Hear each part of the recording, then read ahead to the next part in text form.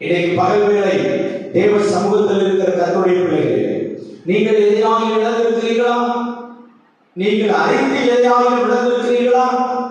அறியாமல் ஏதாவது இழந்திருக்கிறீர்களா?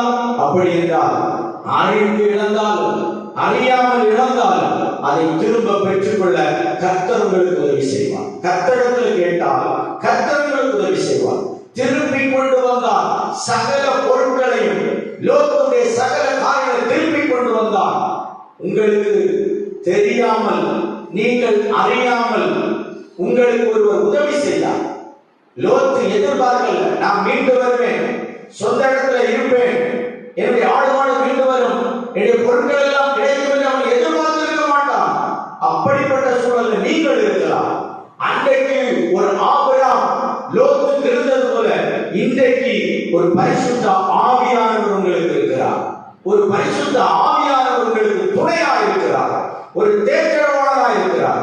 நீங்கள் இழந்து போன அனைத்தையும் அவர் உங்களுக்கு திருப்பி தர வல்லவராக இருக்கிறார். நீங்கள் பெற்றுக்கொள்ள அவர் உங்களுக்கு துணை செய்கிறவராக இருக்கிறார். உங்களை ஏவிக் கொண்டிருக்கிறார்.